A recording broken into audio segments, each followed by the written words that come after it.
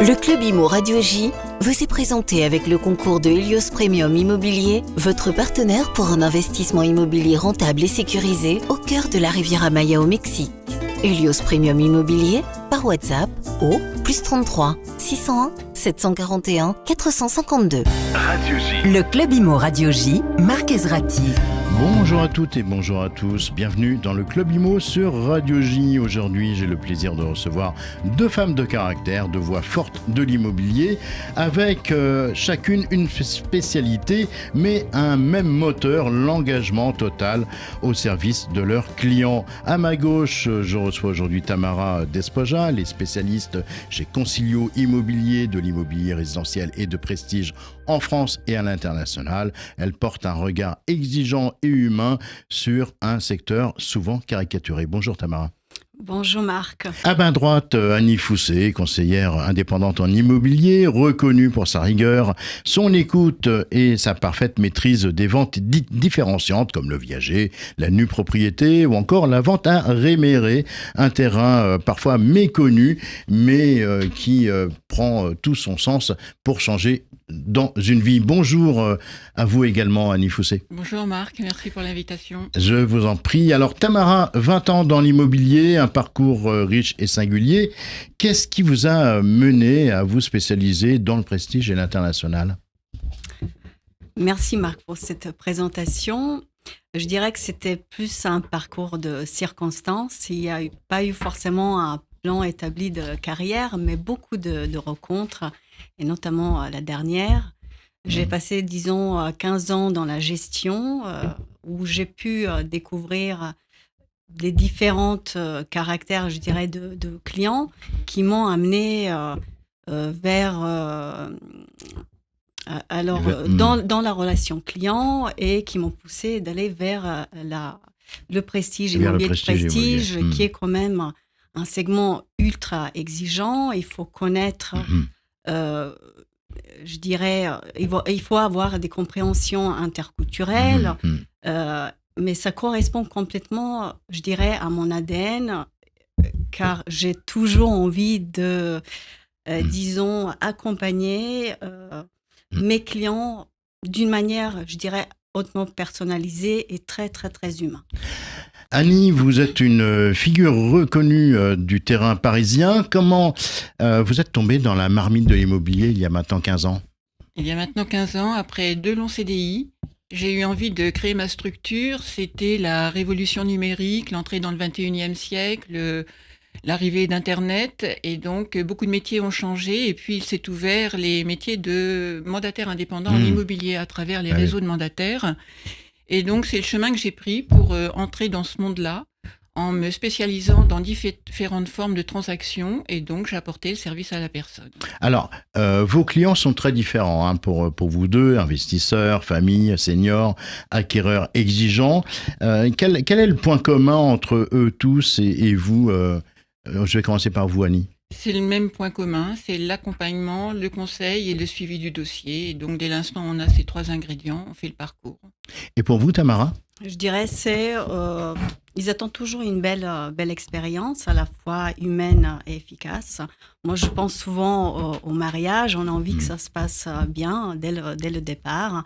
Et donc, au-delà des émotions, je dirais aussi, il faut être disponible, transparent. Il faut être là, il faut cibler aussi le résultat. Alors Tamara, vous insistez souvent sur les valeurs. Quelles sont celles qui sont votre moteur aujourd'hui ?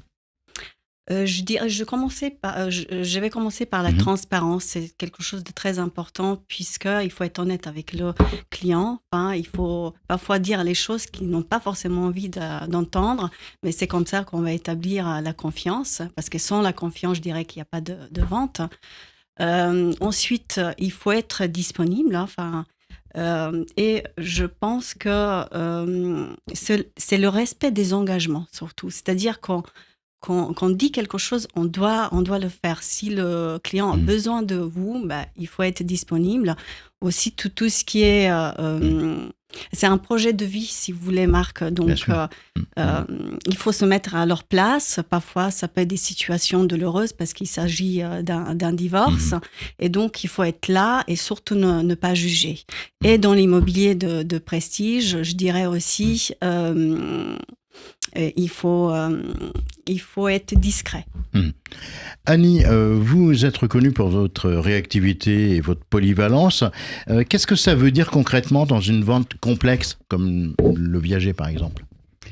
Alors, vente complexe comme le viager, comme le réméré, comme les ventes avec complément de prix, ce sont des formes de vente atypiques qui demandent de la réactivité dans certains cas pour le réméré ou la vente avec complément de prix. Et beaucoup plus de communication pour le viager. Ce sont des ventes qui se font alors que l'on continue à occuper le bien pour un temps donné ou que l'on continue à occuper le bien à vie. Le réméré, la vente avec complément de prix, c'est pour des cas urgents de besoin de financement. Donc, un investisseur fait le premier investissement et ensuite, le vendeur initial prend le temps de vendre ou de racheter son bien pour le réméré ou de le vendre dans des meilleures conditions dans la vente avec complément de prix. Pour le viager, c'est un entretien très régulier avec le senior puisqu'on s'adresse à des seniors. Donc, on veut s'assurer qu'ils aient bien compris le fonctionnement du viager avant l'engagement. Et ensuite, c'est pour une vente en viager pour continuer à occuper son logement à vie.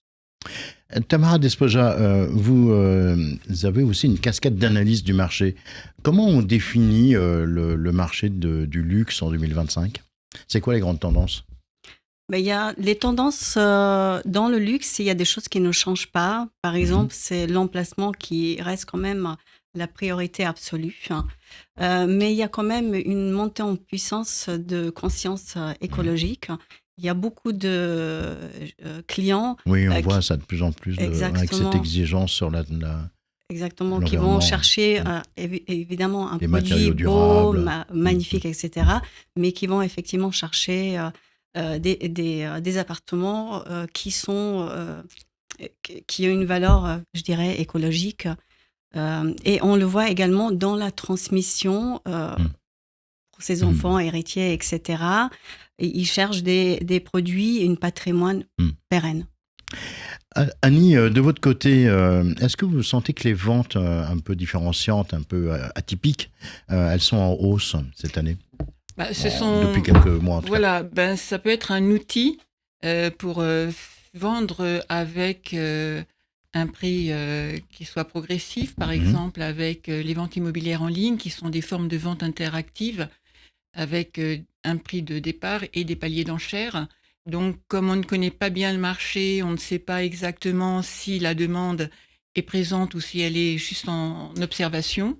S'il y a un besoin de vendre pour un vendeur, je propose la vente immobilière interactive avec un prix de départ et des paliers d'enchères. Et c'est là que les acquéreurs potentiels se présentent et on voit jusqu'à quel niveau de prix ces acquéreurs potentiels peuvent être acquéreurs. Donc, cette forme de vente est tout à fait adaptée, je trouve, au contexte actuel. Tiens, j'ai une question croisée pour toutes les deux. Vous allez répondre chacune à votre tour. D'abord, on va commencer par vous, Annie. Quelle est l'erreur principale que peut faire quelqu'un dans le cadre d'un projet immobilier ? Un vendeur ? Un vendeur, oui. Oui. C'est d'avoir l'assurance de connaître parfaitement le prix, de connaître le marché, d'avoir toujours un plus beau bien que son voisin qui a beaucoup plus de valeur alors qu'il l'a déjà vendu à un certain prix. Et puis, c'est le fait qu'ils ne sont jamais pressés de vendre, mais quand on commence pas à dire on a des visites, ils commencent à trouver le temps long. Et vous, Tamara, côté acquéreur, tiens, quelle est l'erreur principale que vous...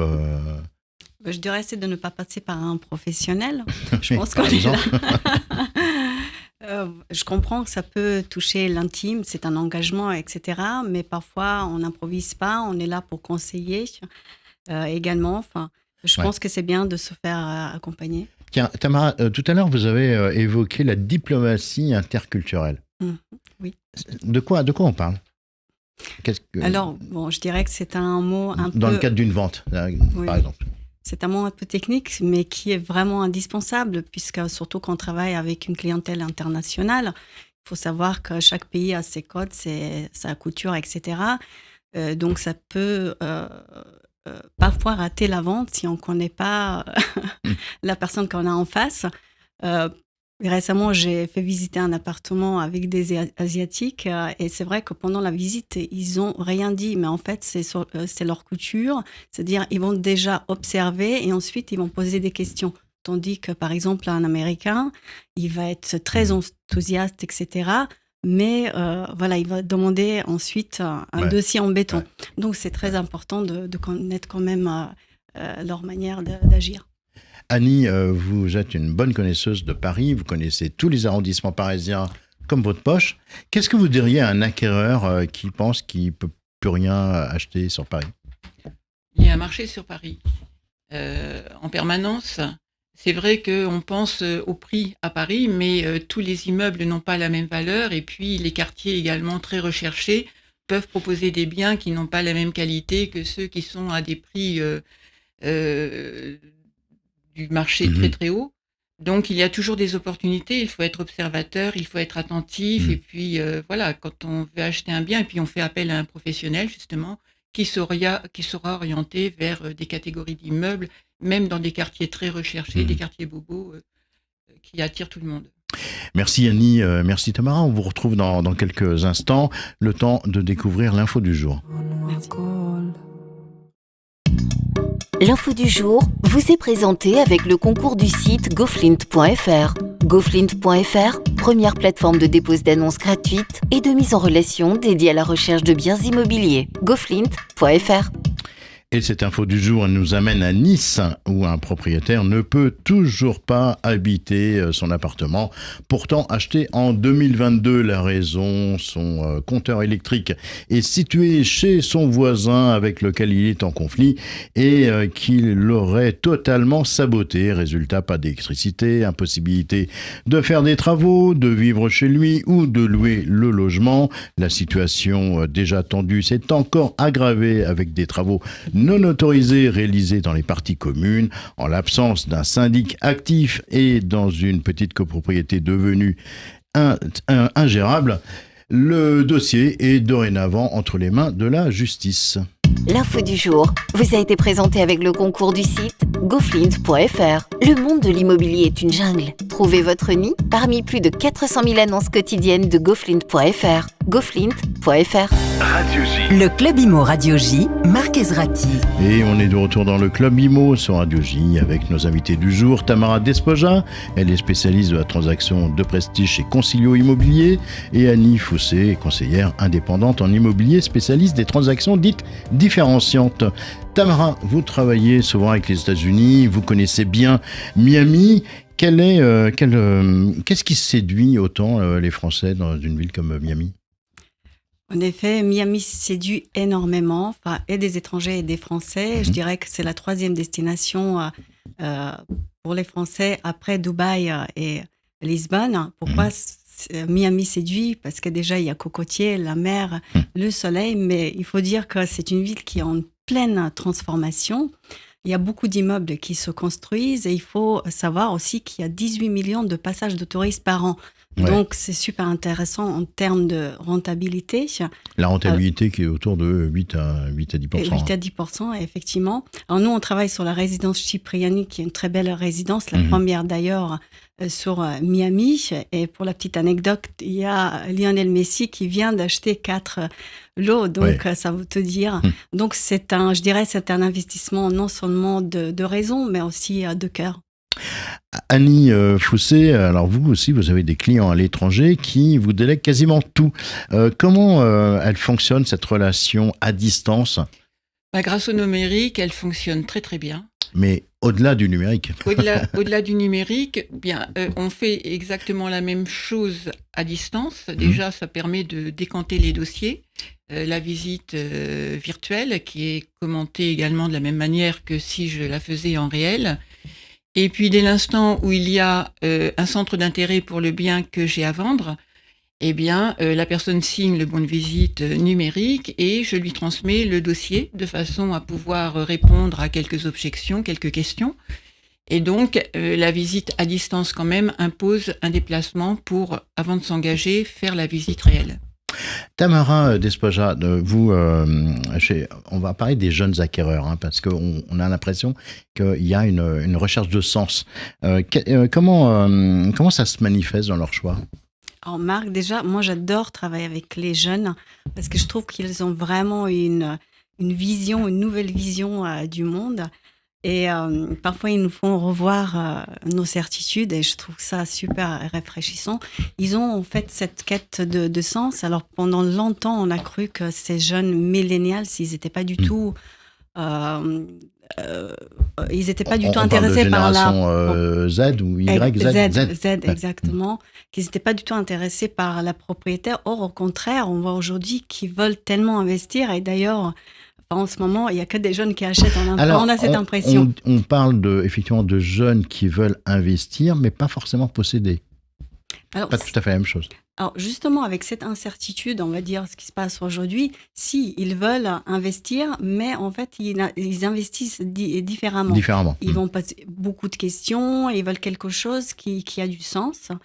On les voit plutôt arriver sur des marchés comme Bali, par exemple, ou Mexique, voilà, sur de la concession, effectivement. C'est-à-dire que là, on ne va plus vendre les mètres carrés, on va vendre un mode de vie. Un mode de vie, c'est ça. Annie Fousset, est-ce qu'on peut dire que la vente à réméré est une forme de deuxième chance pour certains propriétaires ? C'est déjà la chance de ne pas être totalement dépossédé de son bien, en ayant la possibilité de le racheter dans un temps déterminé.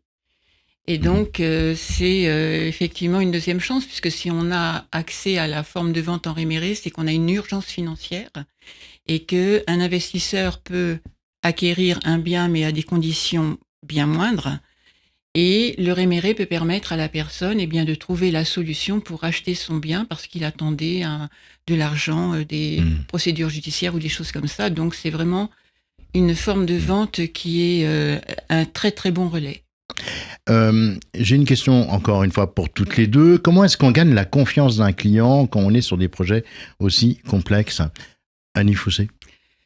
Par l'écoute, et il faut surtout bien s'assurer que la personne a parfaitement compris l'engagement vers lequel elle s'expose à travers des ventes un peu périlleuses quand même, parce que il y a un temps pour retrouver le capital qui a été payé par l'investisseur, donc il ne faut pas tarder. Mais il y a un accompagnement quand même, et dès l'instant où il y a de l'énergie, on peut trouver les solutions. Moi, les rémérés que j'ai fait génèrent le rachat par le vendeur. Donc, c'est très positif. Oui. Tamara Despoja ? Oui, tout à fait. Je suis complètement d'accord avec Annie. Dites-moi. Non, moi je pense que ça commence par l'écoute. C'est super important. Et pas simplement entendre ce qu'ils vont dire, mais un peu déchiffrer ce qu'ils ne vont pas dire. Parce que quand c'est un projet de vie, parfois il y a beaucoup d'émotions, beaucoup de sentiments, etc. Ils ne vont pas l'exprimer. Donc, il faut le détecter, savoir le détecter. Et effectivement, il faut être disponible, transparent. Enfin, c'est la base. Tamara, je sais que vous avez des valeurs éthiques qui sont très fortes. Comment ça peut rimer avec l'immobilier ? Est-ce que ça peut rimer avec conscience, par exemple ? Oui, en effet, ça doit rimer avec conscience. Surtout qu'en ce moment, c'est très à la mode. C'est-à-dire, luxe ne va pas exclure... la responsabilité. Annie, quel est le fil conducteur de votre année immobilière ? Le fil conducteur de l'année immobilière, c'est une année immobilière un petit peu spécifique. Comment vous allez effectivement être présent ? Votre fil rouge en 2025 ? Le fil rouge, le fil conducteur, c'est déjà... nous, dans l'immobilier, on a un décalage entre le moment où il y a un engagement pour acquérir et le moment où l'acquisition se fait, il y a un temps administratif pour régler des réalisations de ventes en cours. Donc, il y a toujours des ventes en cours. Il y a des ventes dans le tuyau un peu moins engagées actuellement parce qu'il y a toujours de la réflexion.